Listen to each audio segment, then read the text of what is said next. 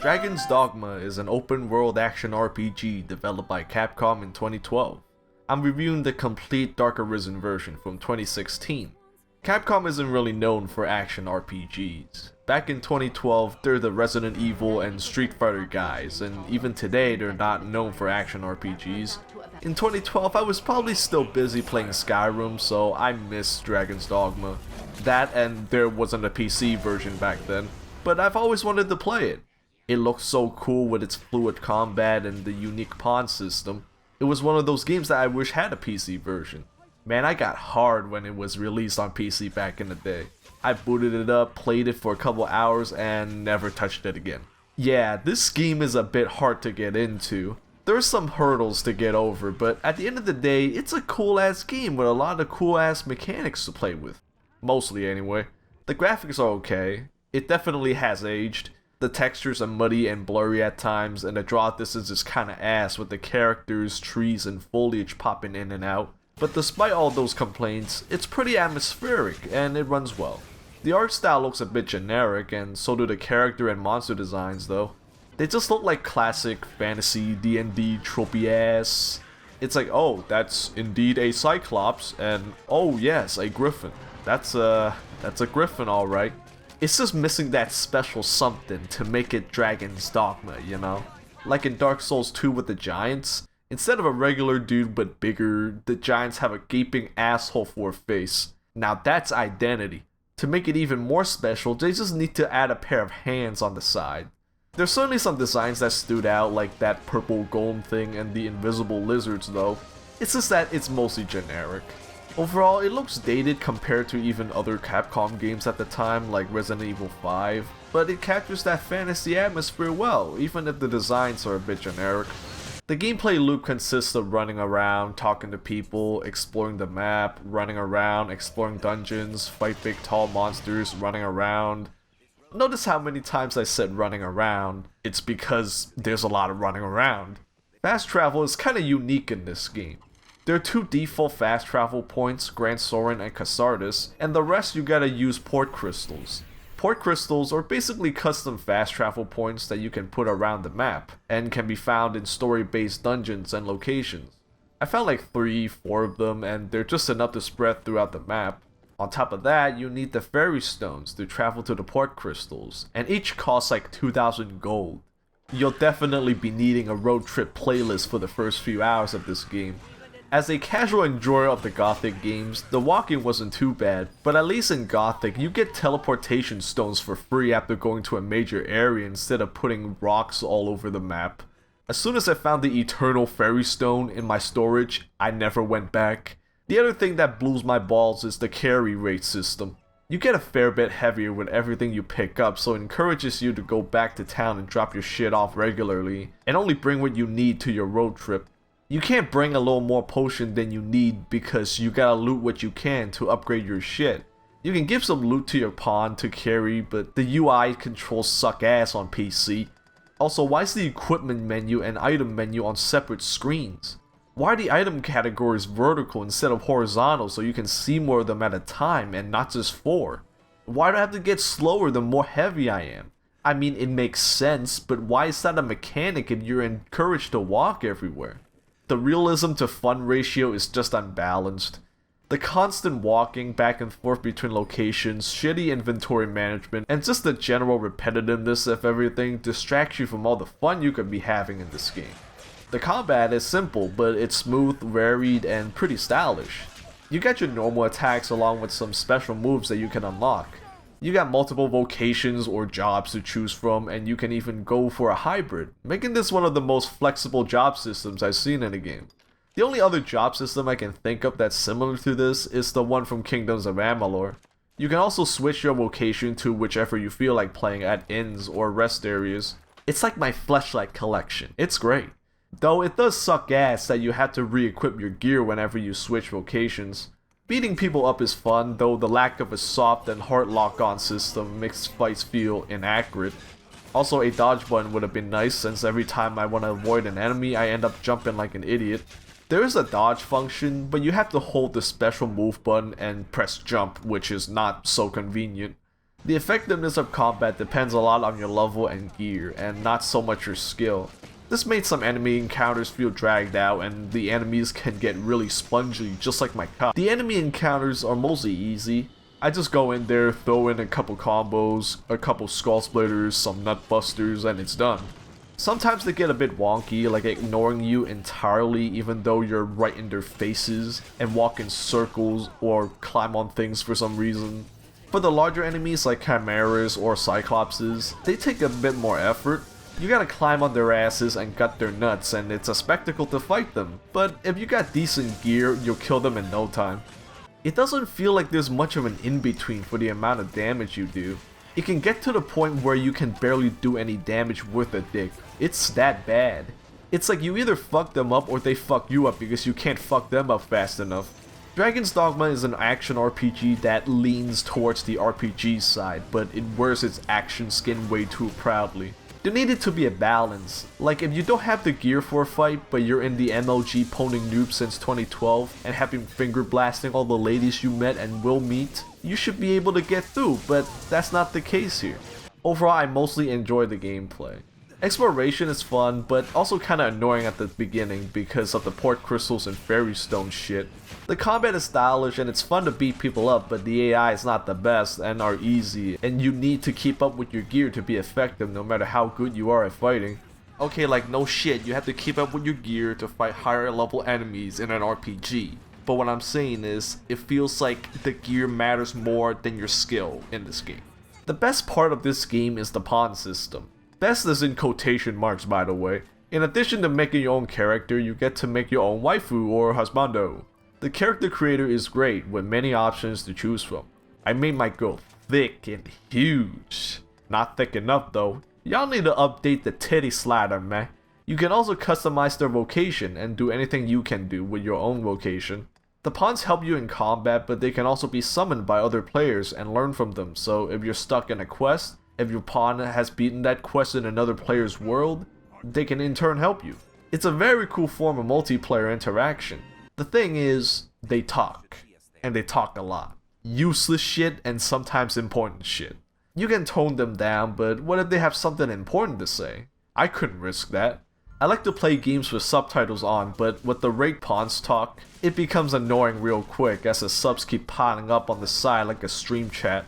Those text boxes are just way too big, so I had to turn it off. In turn, I had to pay attention to what they had to say instead of reading, which can be a hassle if you're like me.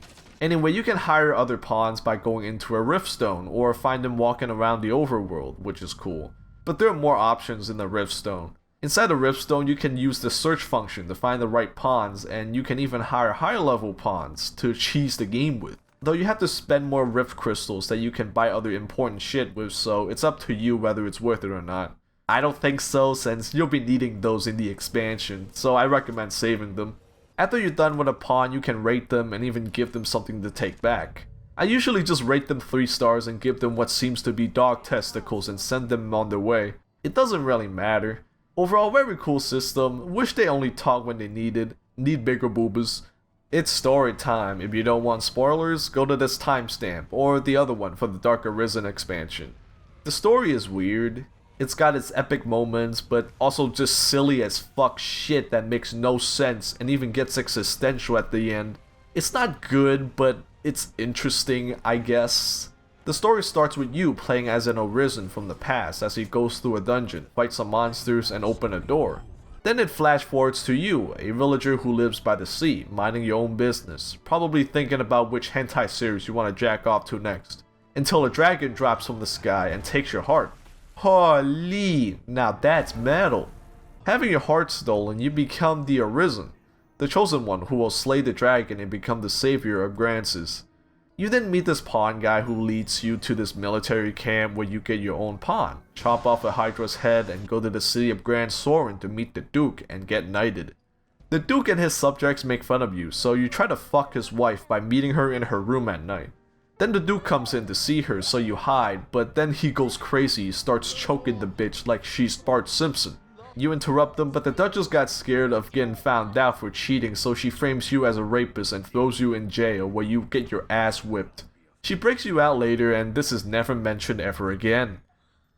Yeah, that quest was like a fever dream. Anyway, some weird guy called Mason informs you about a death cult that wants the dragon to destroy everything, and gives you directions on how to stop them. At the same time, you do shit for the Duke, and at the end of the quest line, he talks to you and even gives you a reward, like none of that shit with his wife had happened. More pussy for me. After some gameplay, you go to defeat the cult leader, who's this old ugly motherfucker, but he gets killed by the dragon instead. The dragon's like, fight me if you got the balls, and you go fight it. It kidnapped the Duchess for some reason and has you make a choice between fighting it like a gangster or leave the Duchess to die, cower back to Grand Soren to become the new Duke, faking the fact that you killed the dragon. Since I'm him, I kill the dragon, save the bitch, and go back to town to get my bag. The end. But wait, there's more. After killing the dragon, the Duke turned old for some reason. This old guy I never met turns to sand, and now there's a hole in Grand Soren. What the fuck is going on here? Now you have to skydive down this hole to collect wake stones by killing a bunch of bosses over and over again, and challenge the Seneschal, or God, I don't know, to take his place. The Seneschal is actually the Arisen that you played as in the beginning. He obtained godhood, I guess, and just sat on his ass watching over the world this whole time.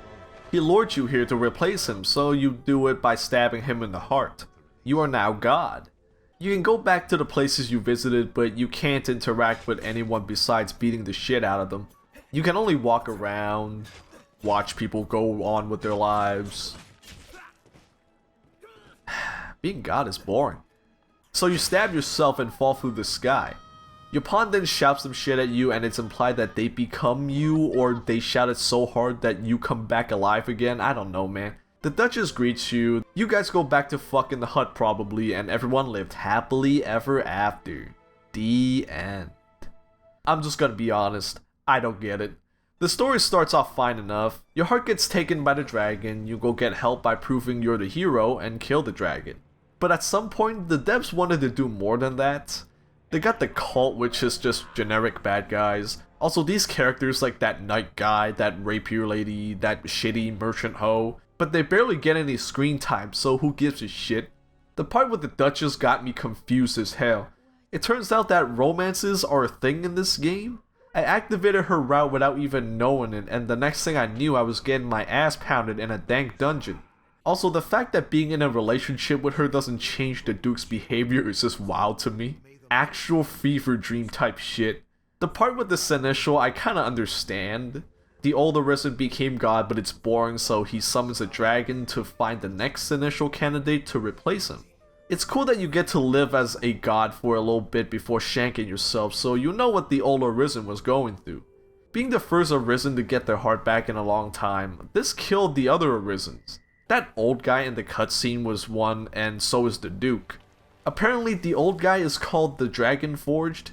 He sounds pretty important. I mean, he was in the cutscene after all. You can meet him on the way to fight the Griffin or to fight the cult guys. There are 2 chances in the story to see this guy, but I somehow avoided him. This shouldn't be happening to a character like him. It's like if in Mass Effect 2 you forgot to recruit Garrus, and at the end of the game he comes out of nowhere just to get blasted in the head. It just adds to the confusion. This might be some of the worst storytelling I've ever experienced. There are these characters who are supposed to have a story arc, but the devs didn't do anything with them. There are pieces of a grander story that's supposed to have a point by the end, but they're not connected in a coherent enough way, so it just feels like shit happening. I'm getting tired just thinking about it. Dark Arisen is the one and only expansion of Dragon's Dogma. You go meet this woman named Aura at night, and she takes you to Bitter Black Isle, an island with a multi-floor dungeon full of loot and scary monsters. The dungeon is separated into 3 parts. The deeper you go, the harder it gets. To better your chance against higher level enemies, you need better gear, which can be obtained by purifying these cursed items with your rift crystals. The items you get are random, so if you get a weapon or a piece of armor that doesn't fit your build, then you got fucked, and you gotta find another one, and that means going through the dungeon over and over again until you get the right stuff. I spent many hours in that shithole looting, and I only got 1 pair of daggers that's decent. But it's still not good enough because it's not a level 3 one, which is the highest level. Later on, I got to this dark priest guy with a dragon, and I couldn't do shit to him. But I found out throw blasts are good against him, so I got past that nightmare. Then I got to the Phantom Armor guy and shit went downhill from there. I kept full blasting him until his armor fell off, but I can't do shit to him afterwards. I needed a weapon with magic damage to do any kind of damage to him after, but as I said earlier, the RNG shat all over my face, so I got nothing to kill him with. I had to use an exploit where his armor comes back after reloading my save. But the thing is, every time you take down one of his health bars, the armor breaks again. So I had to keep reloading my save, which gave me a mental illness from the boredom. I hauled my ass through the whole final section to the last boss, who, you guessed it, clapped my cheeks until there's no more room for cum. That's when I thought, this can't be right. This can't be the intended experience. The difficulty is so unbalanced after the Dark Priest, and the gear I keep getting is shit. So I had no choice but to go back to Grancis and level up. I explored the entire map, got to level 59 after a few hours, went back, and I still couldn't do shit. The final guy ripped my dick off again. I even switched to easy mode. I thought at least I could beat the game and get it over with, but no. He kept slapping me. This is domestic violence. Why is this shit like this? I went online to do some digging and found out that you gotta be at least level 70 to stand a chance against the last boss, and that's excluding the fact that you have to RNG your way to a good set of equipment as well, which baffled the shit out of me. When I beat the main story, I was level 48, and when I got to the final boss for the first time and decided to go back out and level up, I was level 52. How was I supposed to get to level 70? There's a huge gap of difficulty there. Am I supposed to beat the game twice before doing Dark Arisen? Why do I gotta do that? It's a waste of time. I don't want to do the story again. It sucks ass. That's another 10 or so hours. Is this a fucking joke? I couldn't take it anymore at that point, so I did the only thing I could think of in a situation like this.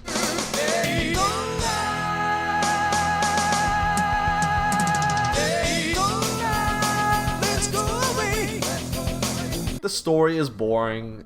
It's less confusing than the main story, that's for sure. Bitter Black Isle has a way of attracting Arisens, and that resulted in a lot of them dying in the dungeon. Aura is actually the pawn of one of the Arisens and possessed this woman's body to ask you for help. Her memory is hazy at first, but the more you explore the dungeon, the more she remembers. You can also collect pieces of stone that detail what happened to the Arisens in the dungeon. In the final area, everything is revealed in a ghostly exposition. So Aura was the pawn of Gret, who was the mentor of this other Arisen named Ash. Ash fell in love with Aura, but she got killed by the dragon and he wants to get revenge. He failed, I guess, and got turned into this devil-looking monster and are now stuck in Bitter Black Isle, waiting for someone to end him and set him free. Of course, that's when you come in, fuck him up, and let his soul be with Aura again. I mean, the ending's kinda sweet, but everything else is whatever. I didn't like Dark Arisen. The story is boring, the difficulty spike in the middle, the RNG bullshit with the cursed gear, the weirdly high level requirement for the bosses. I seriously think that devs didn't even playtest this at all. I'm actually speechless. Was I supposed to do all the tedious quests found on the quest board to have a smoother time? Am I missing something here? Maybe I'll come back to this someday to finish it legitimately, but right now, do not come to Bitter Black Isle until you're at a high enough level. You're gonna have to take this really slow if you want to get through. Dragon's Dogma is the best OK action RPG I have ever played. The graphics feel alright for the time, the story feels really unfinished. The gameplay can be fun with a lot of variety, but has some tediousness tied to it. But the expansion I want nothing to do with ever again.